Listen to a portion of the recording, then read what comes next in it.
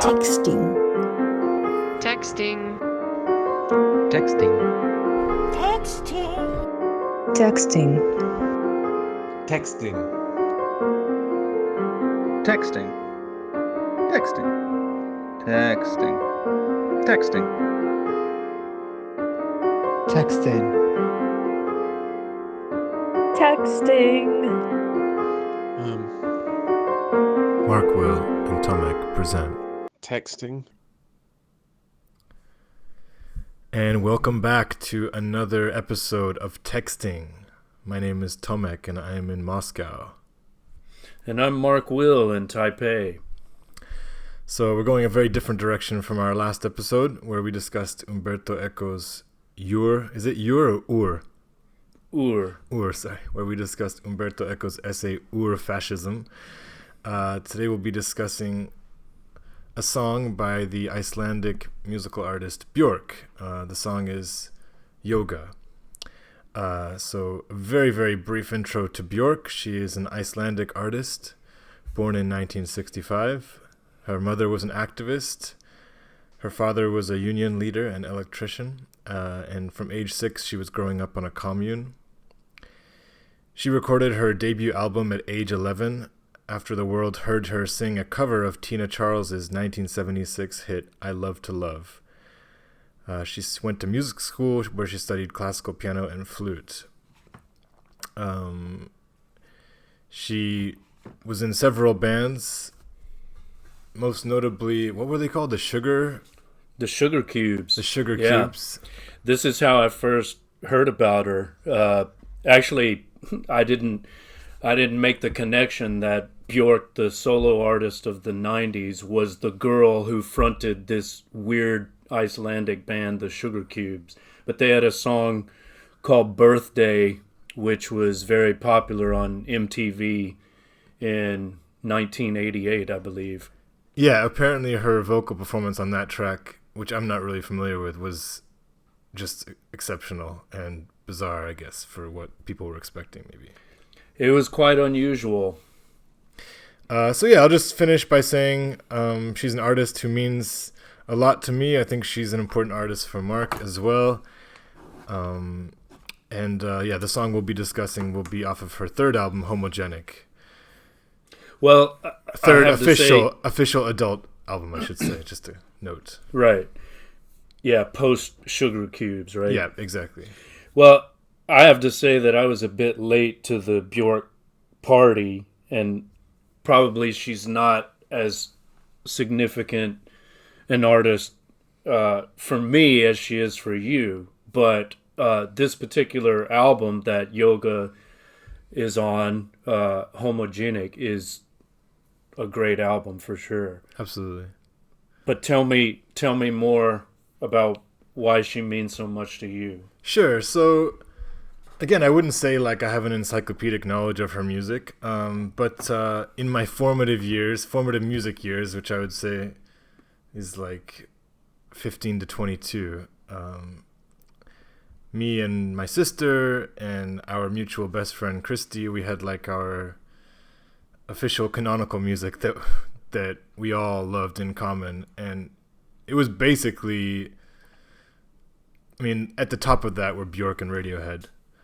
So it ended up becoming kind of like sacramental music for us because we would drink and dance in small groups, maybe just the three of us, sometimes with more people, but we would like get into like this really kind of tribal, primitive dance parties wherever we were having like a party and just at one of our houses usually, and just go nuts to this music and like express ourselves like physically in really crazy and maddening and like contact lyric improvisational dance. Basically, you can imagine it from just the sound that she provides us with. But I would say like what attracted me to her was her incredible voice, the sensuality of the music, the uniqueness of it, the orchestral nature. So it was just very beautiful aesthetically and kind of stood out from pop music because of its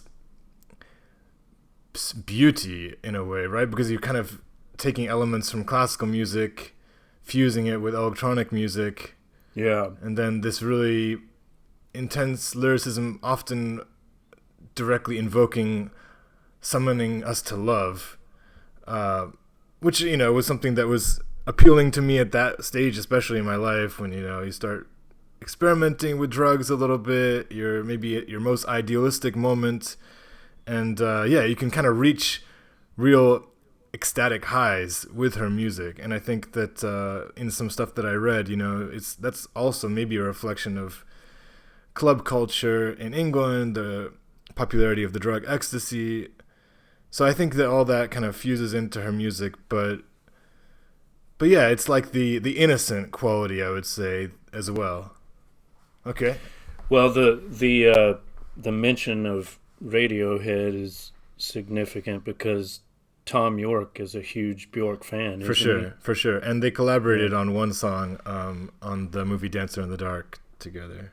And Right. It's a really cool song because they both have such unique voices. And one other interesting thing, I just heard an interview with Tom York commenting on Björk's voice. And one thing he said he liked is that when he's listening to Björk, he can't exactly make out some of the words. He can't decide if she's singing in English, Icelandic, or if she's just kind of making sounds. And he said vocalizing. And he said what he likes about that is that she's like, he said sometimes singers can get like bogged down by having to pronounce words, whereas if it's more like just a sound, then they're kind of feeling more free. And he felt that she was really taking liberties to do that in the way that she sang, and he really liked that.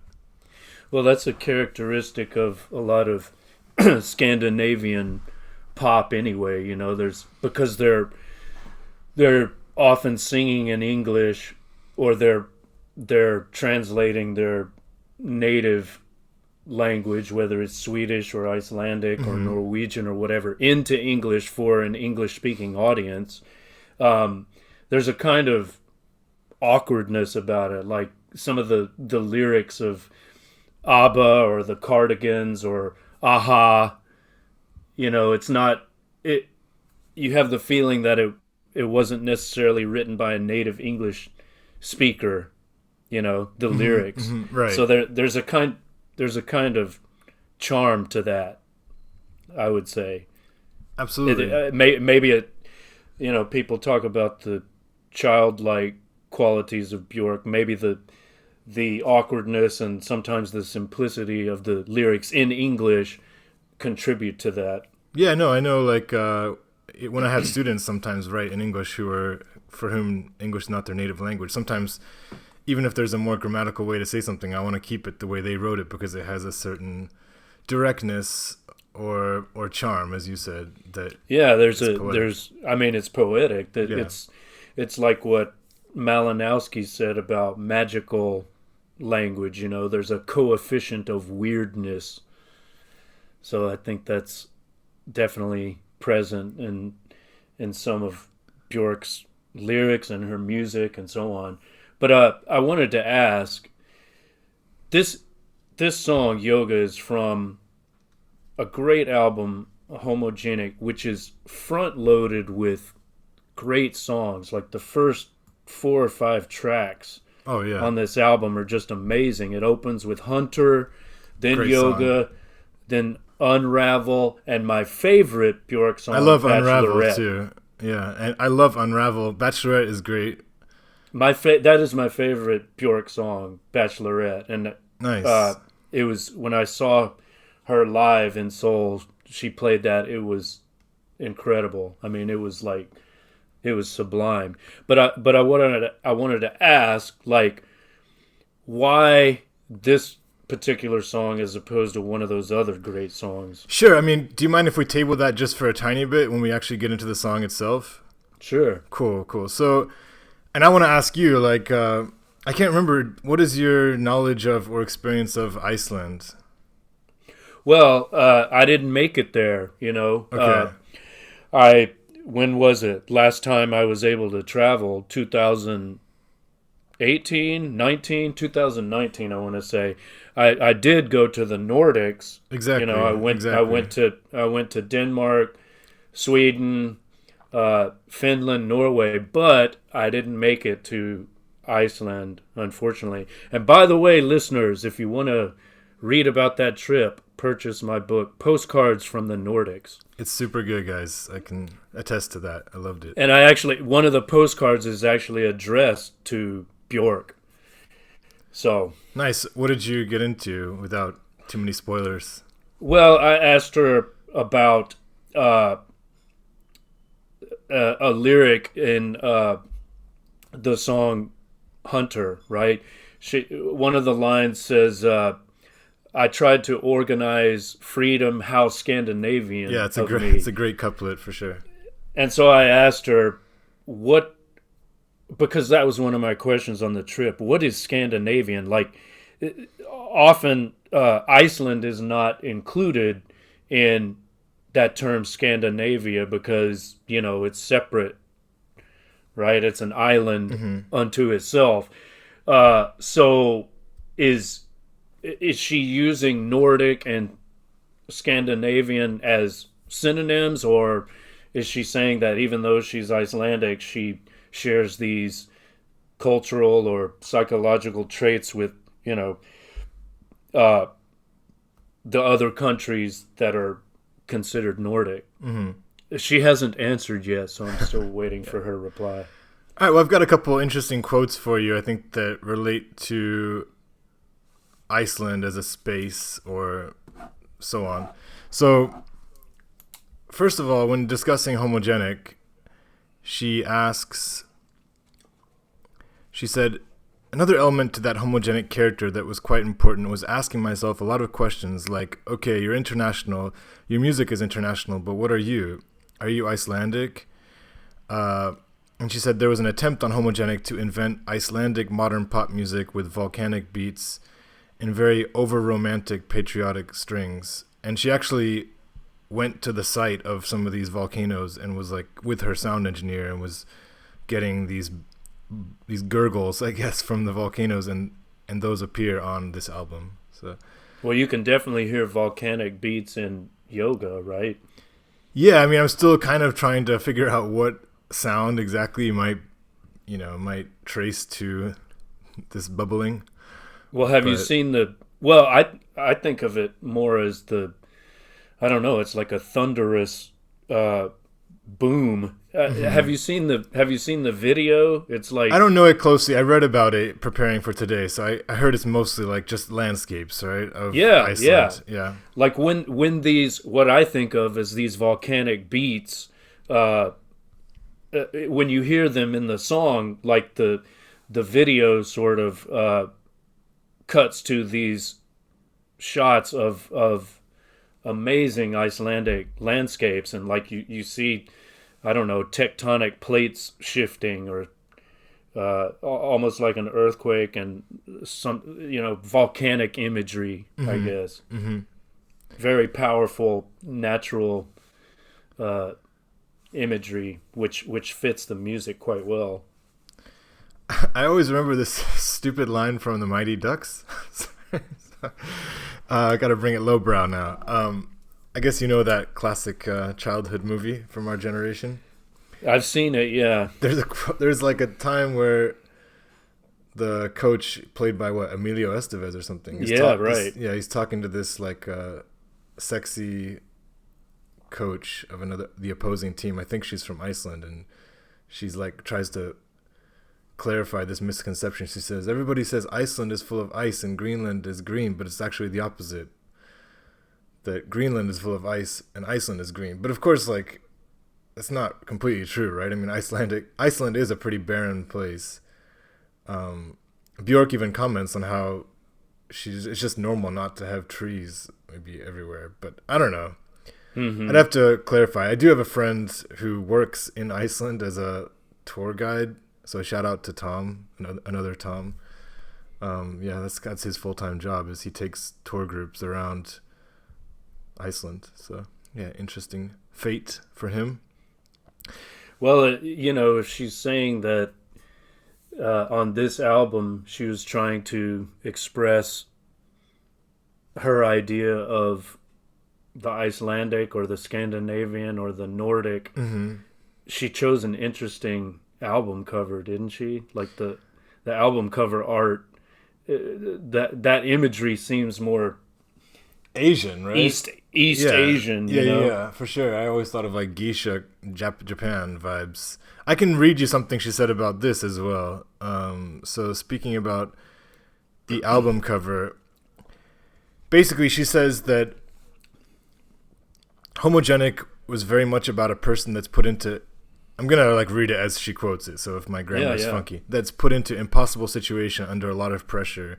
I would work every day for like 16 hours. I think I had 2 days off in 93, like 1993, 1 day off in 94, that's including weekends and Christmas and everything, and I was doing like 50 things a day. And then you give and you give and you give and you give and you give, and then you feel you can't, you haven't got anything more to give.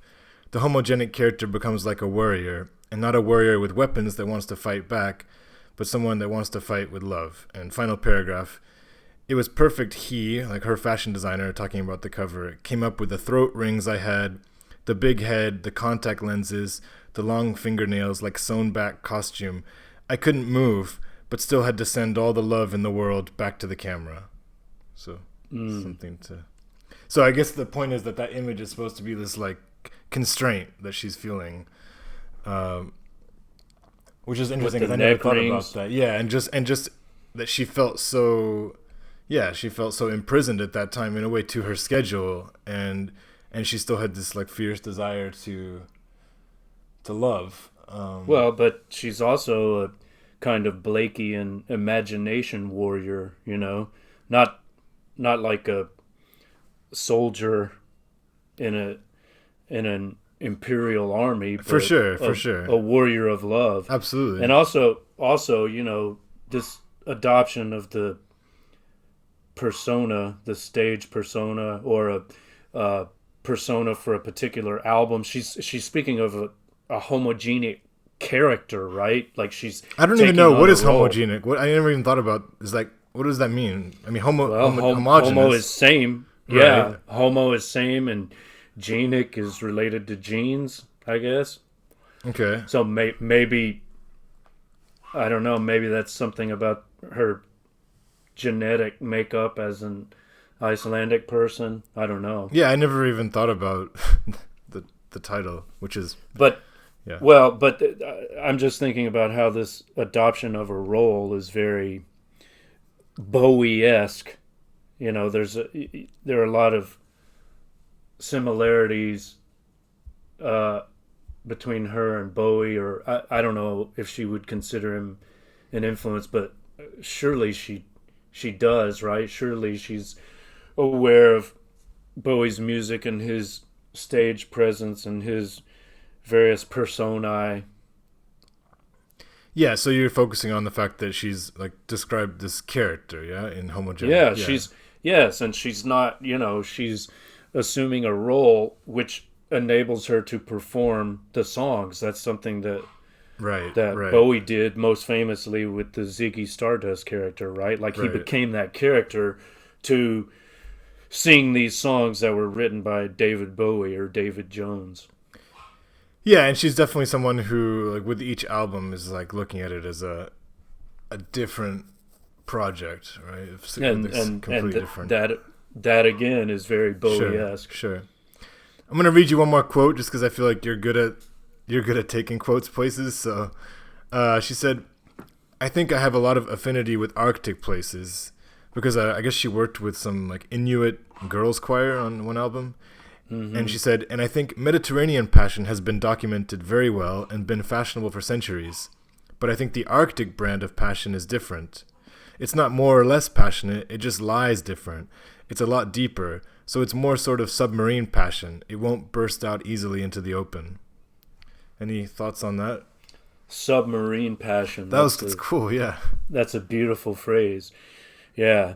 Well, not having been to Iceland itself, I'm not sure I can comment intelligently on that, but well, just the idea that like Mediterranean passion has has like we've been saturated with that, right? In the arts. Well, yeah. I mean, that's Mediterranean passion is a sunny passion, right? Right. Like the Nordic soul or the Nordic passion or Arctic passion would be darker, less sunny, more, I don't know if you could say more nuanced perhaps, but I really like this idea. I mean, it is a completely different cultural matrix. Yeah. And it's one that's quite fascinating. If you've ever read Neil Gaiman's Nordic mythology, or I think it's called Norse mythology, that's an excellent source book. I mean, if you want to further explore like the Nordic culture that Björk seems to be engaging with on this album. Yeah, I mean, myth and the nature of Iceland are clearly like both very important for her. Yeah. Okay. Well, I don't know. Do you want to tell a brief anecdote about seeing her live in Korea? You can. It doesn't have to be something especially long, but I'm curious. Well, you could tell people how you took my ticket as well. Yeah. Well, I was going to ask you. I don't remember all the details. I know I went with your girlfriend at the time. Well, I planned to go with her. I bought the tickets, and then I think I had to go to my parents' wedding anniversary in Arizona, and that's why I couldn't go. So you left Korea. Yeah, I went back to Arizona for like just for like 2 weeks or something. Okay. Well, Sujong and I went and had a good time. You guys had floor seats as well, right? I think so. I mean, it wasn't a huge venue anyway, but it was, yeah, we could see well and hear well, and Björk was jumping around on stage, and she would talk to the audience on occasion and make cryptic remarks, and the Korean females in the audience screamed with delight. Okay. Were people pretty? Did people feel pretty free around you? Like, was people dancing and stuff? I remember everyone was jumping and dancing around, and for me, the highlight was Bachelorette. Okay. There's something about the music of that which is just so. I don't even know how to describe it. It's rhapsodic, I guess. And I wanted to mention one more thing about just that I mentioned to my friend Aziz that we're going to talk about Björk today, and he said, "Oh, you should go see her," because apparently she had her concert scheduled for either June or July in Moscow. But like many other artists, she's canceled.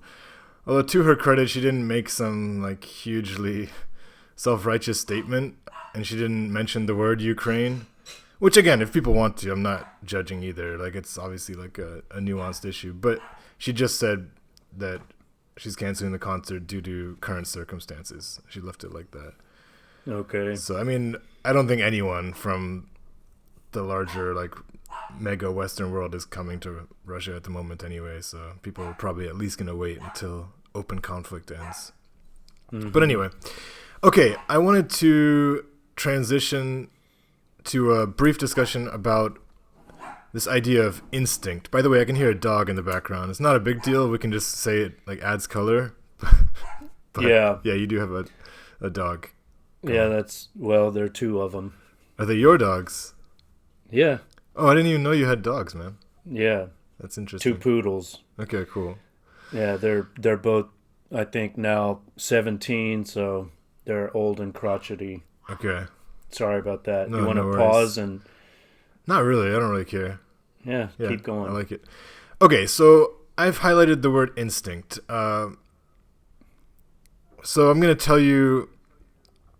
I'm going to read some more stuff, okay, from Björk. And because I think it's a pretty interesting anecdote. She's talking about a song called Isabel. She says, "It's basically a story of a girl who was born in a forest. As she grew older, she realized that the pebbles on the forest floor were actually baby skyscrapers. And as she grew, became a woman, she found herself in a big city and basically clashed with civilized folks.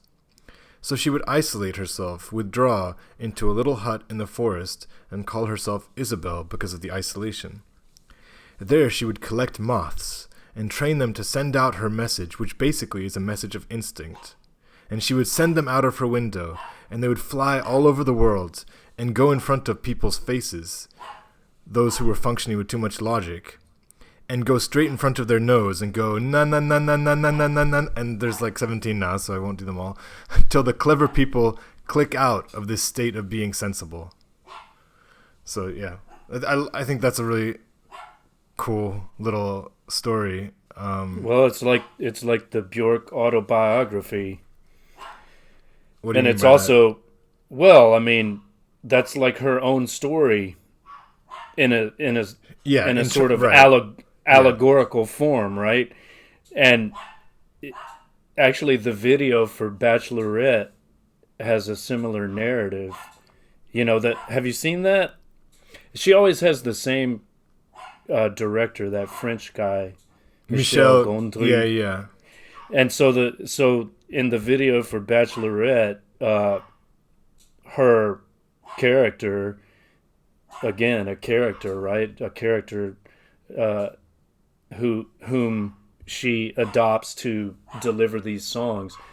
The character in the video has written a book called My Story, and the video is all about, in a very surreal manner, it's a presentation of how her book My Story came to be published, and then there's a lot of this natural imagery too. So I mean, that's a constant theme in her work, this dissatisfaction with civilization, this alienation from nature, which has caused so much angst Absolutely in our modern world. Okay, I think we should take a break there, and you can handle the dogs, okay? Because it's getting pretty crazy. Well, so we can just pause for a second. I don't know. Is there something you Okay. can do? Yeah, pause it. Okay, so, yeah, and the other small thing about this instinct versus rationalism, I don't know. I was thinking in terms of our discussion of fascism, how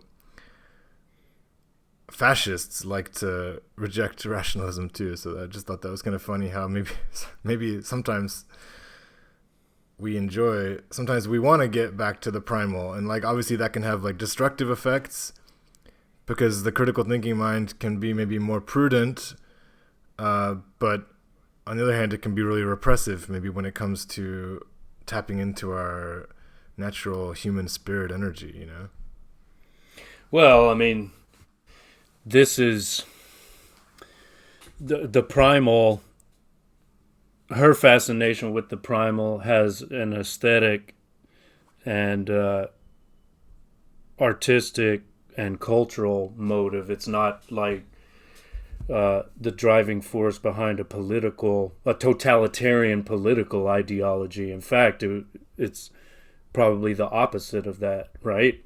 I mean, although you could argue that any kind of enterprise that develops a following is potentially fascist. I'm willing to entertain that possibility, but you know, the interest in the primal and the non-rational, the magical and so on, like that's a basic ingredient of all art that I like. Yeah. The esoteric, the eclectic, you know, like every book or piece of music or work of art that has affected me profoundly has some element of that. So for sure. I mean, I always would think of like the visceral realists, right? In Savage Detectives. So yeah.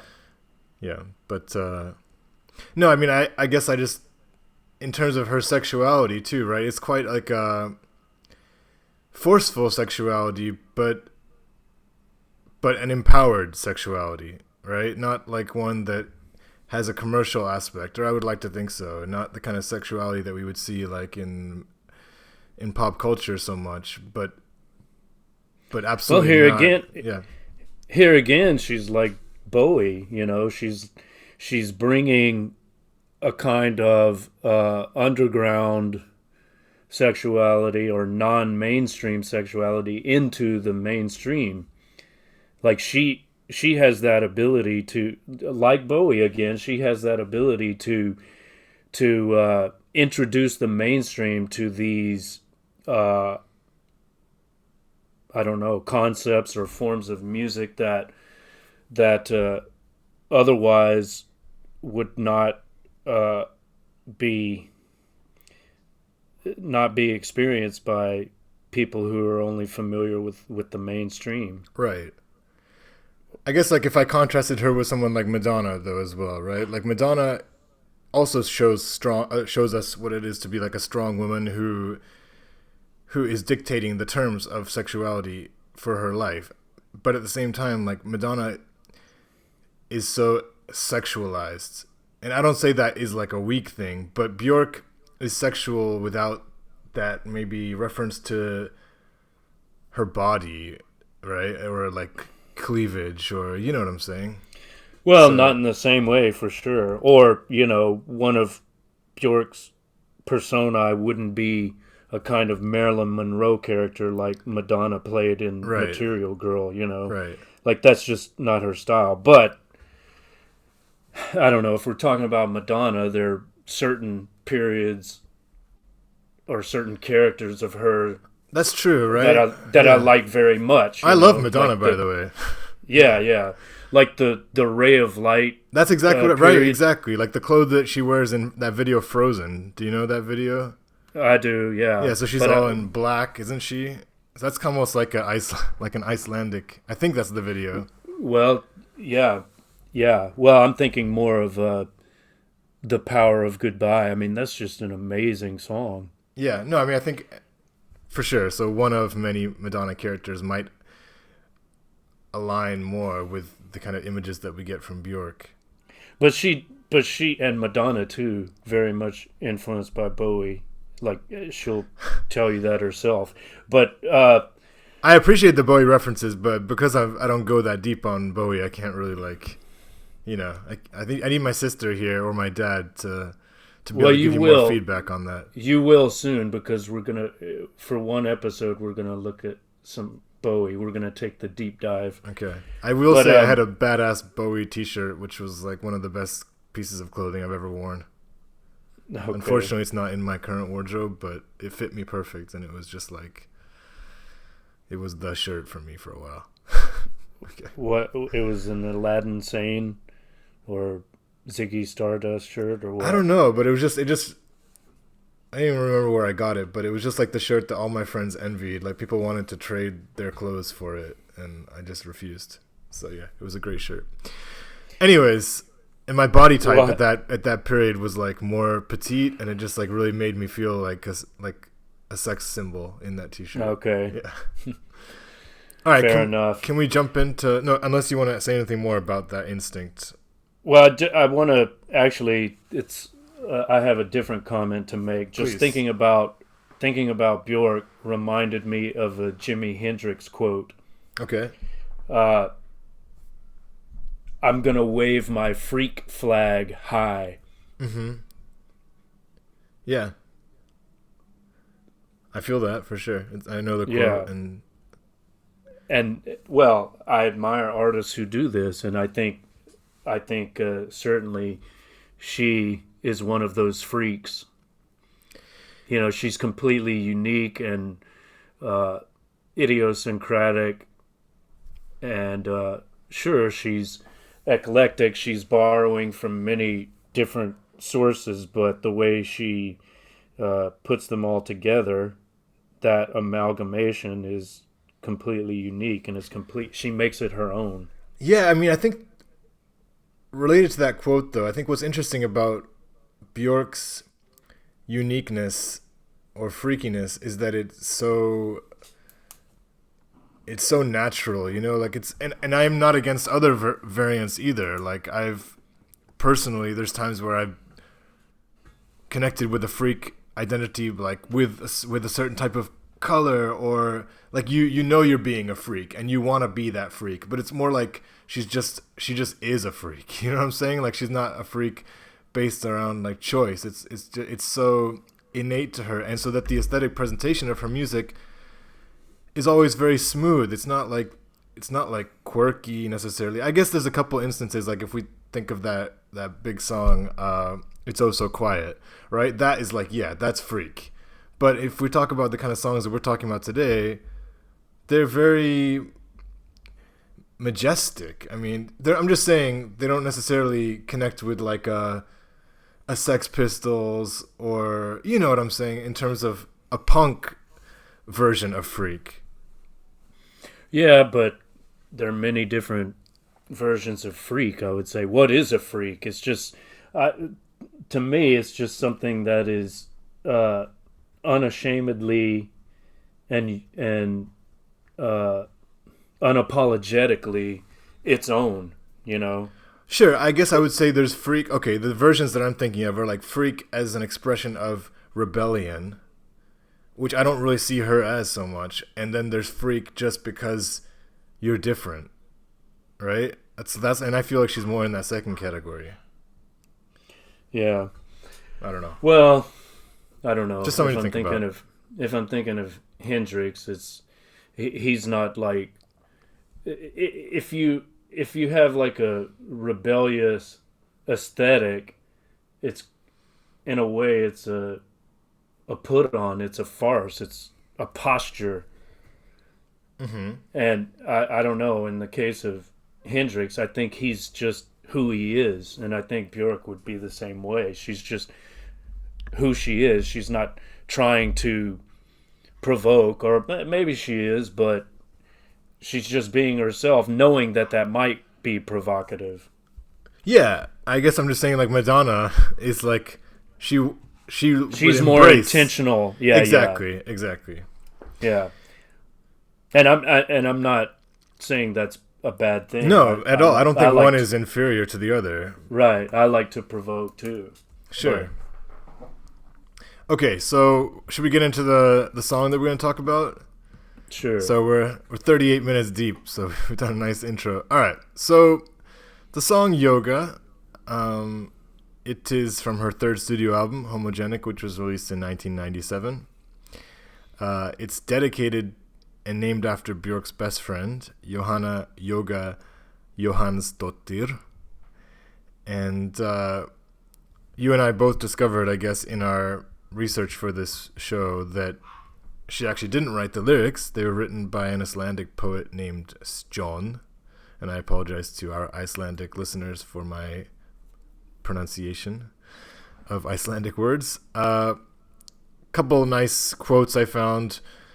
One critic, Sal Sinkemani from Slant, described it as Baroque electronica. Some modern critics have described the track as proto-dubstep, which I thought was kind of interesting.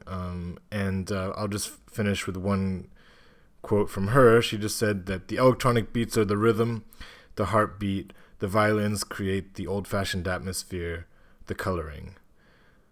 So, yeah, maybe we can I just want to make sure we talk both about the music and the lyrics. So which one would you like to comment on first? Well, let's look at the lyrics. I mean, for me, the phrases that stand out the most are emotional. Yep, 100%. And emotional landscape as well. I love that. The next word is landscapes, although that's, I had to look that up actually when I was learning this song. Well, I mean, that's not the word that is most prominent. Emotional is more prominent than landscapes. Like the way she sings that one word, emotional. Yeah, is you're very right. emotional, right. And it's very, very obvious and prominent. You know what it is, but I mean, I had to learn these lyrics because my band in Korea covered this song, and so I wanted you to talk about that too. Actually, just how you chose to sing this particular song, and like maybe how you interpreted it. Well, as I say, I came late to the Björk party. Actually, my friend Herman, when he visited me in Korea, he brought like a mixtape with all of these Björk songs, and so that's how I made that connection. Oh, this is the person who fronted that quirky Icelandic band, the Sugar Cubes, back in the 80s. So, one of the songs on that mixtape was Yoga. And as I say, even though Bachelorette was my favorite, that was trickier to do as a cover, for a duo with acoustic guitars. So Yeah, I was going to ask you if you did it acoustic or electric. Yeah. We at that time, we were an acoustic duo, and so we just did, a cover version of Yoga. And so I was on acoustic guitar and singing, and then my partner was he was playing a recorder.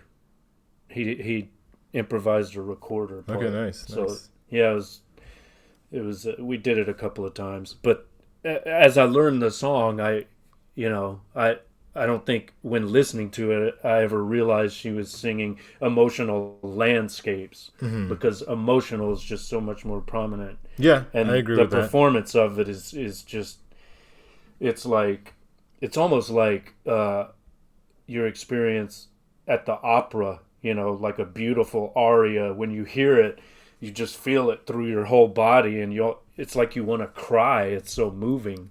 And that's why I said at that particular age, when my emotions were at their highest, teenage years, where you're just experiencing love all the time in terms of heartbreak all the time. And when she just sings that word emotional, and you got that pumping in a car parked in a Moon Valley Park with your friends, it's pretty awesome. Yeah. And then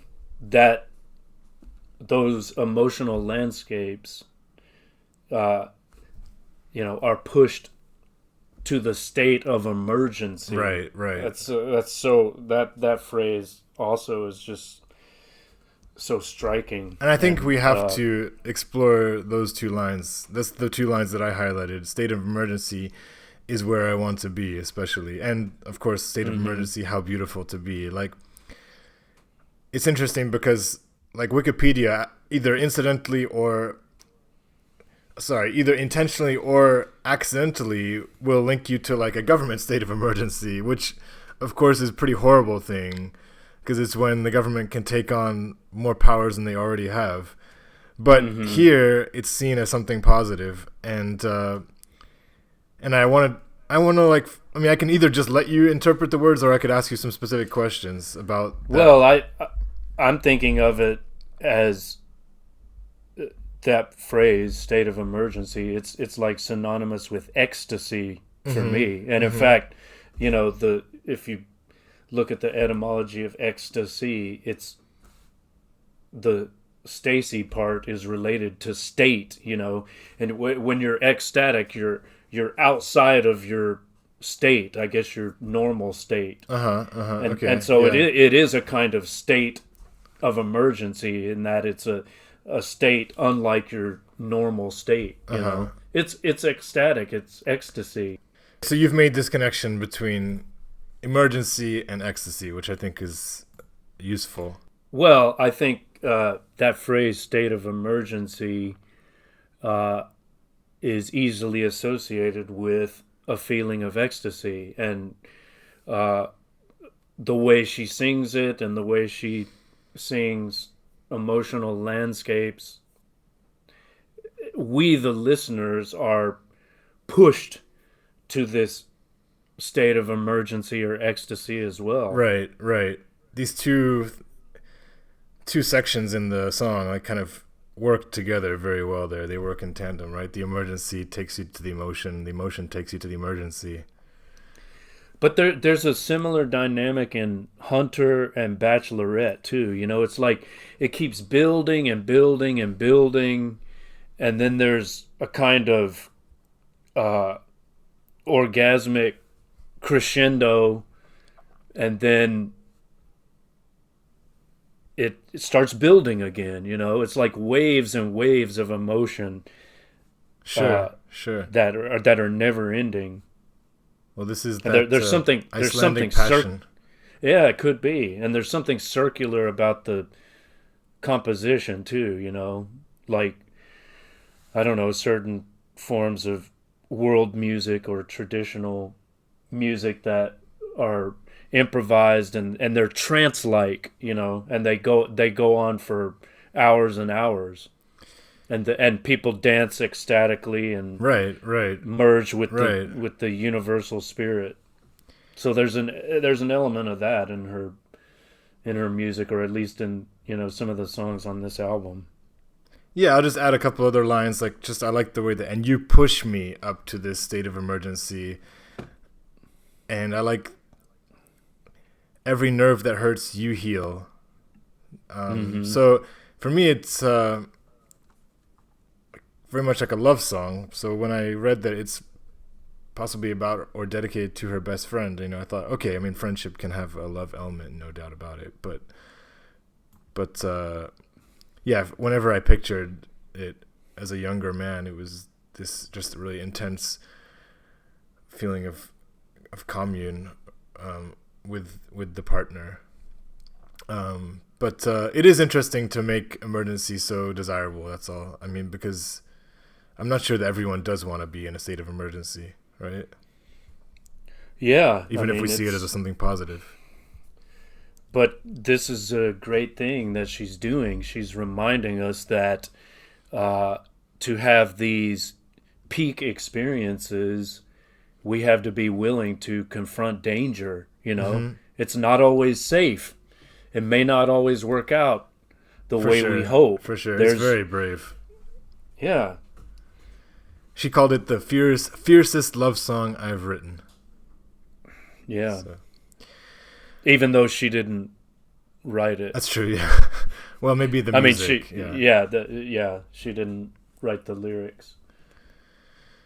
Okay. Well, I'm sure she contributed something, but yeah, she collaborated.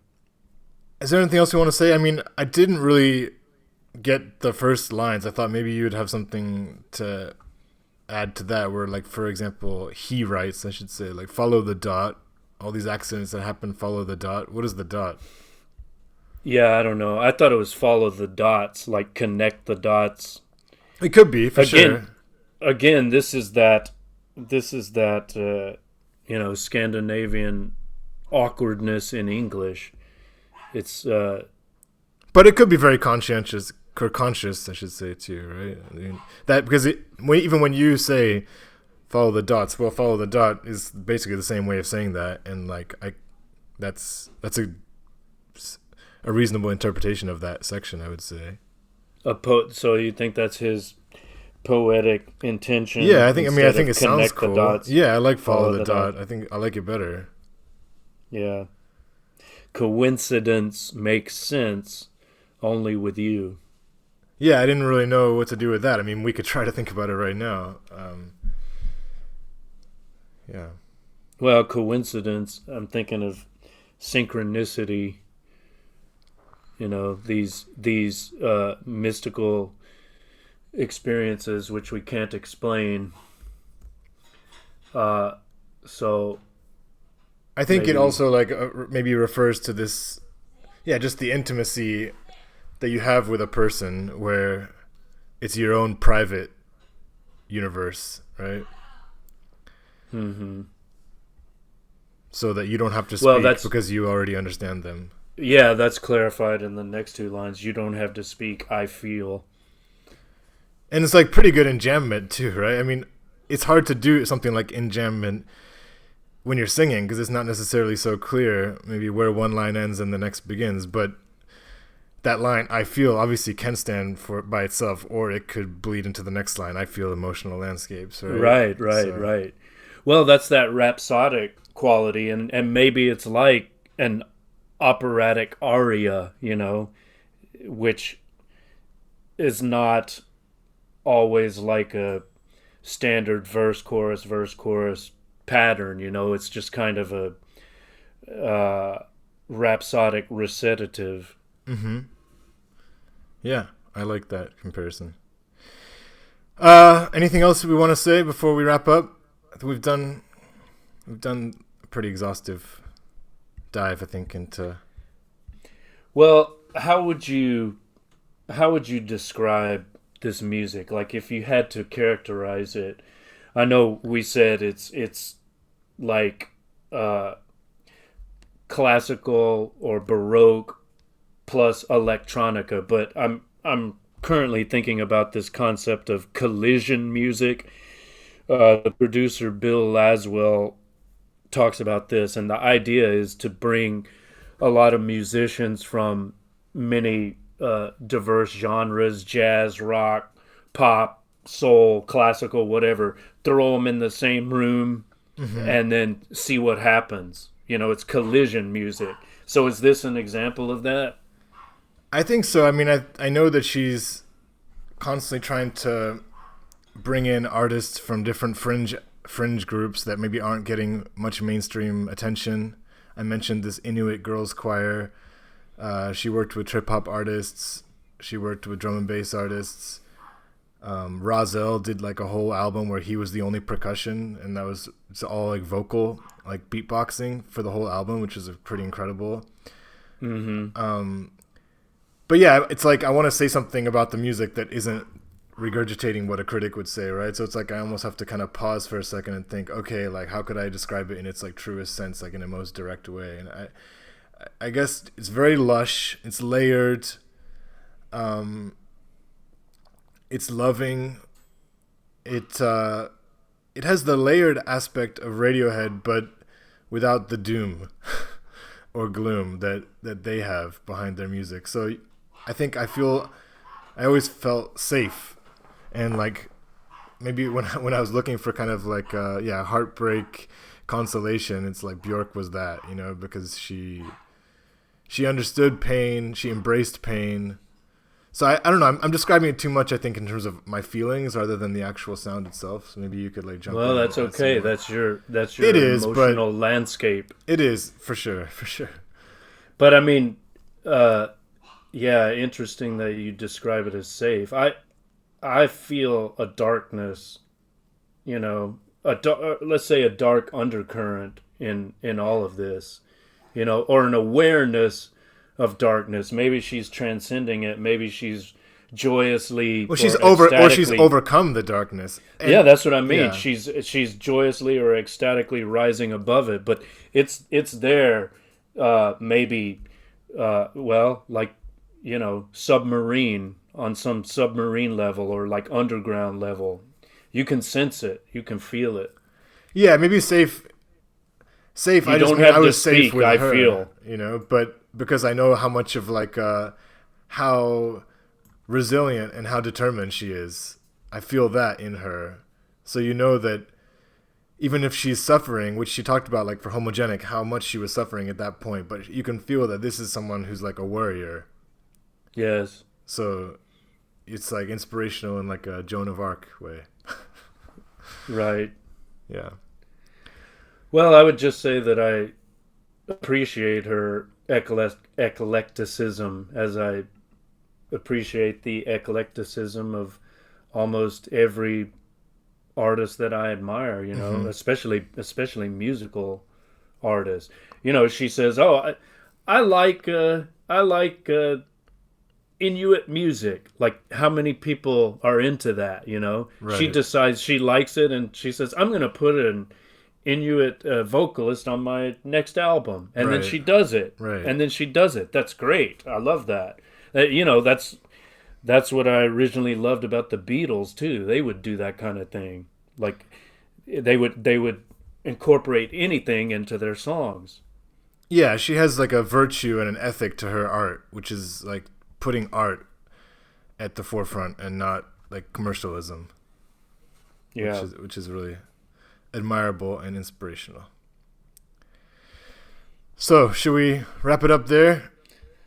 I think so. Everybody go out and listen to Björk, or give it a second spin, because it's really epic music and I think quite timeless.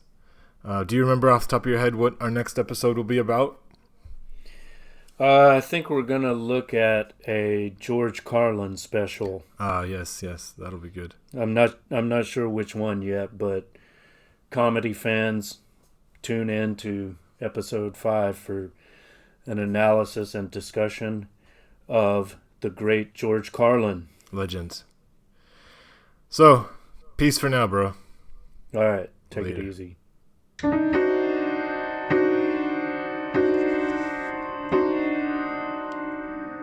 Texting.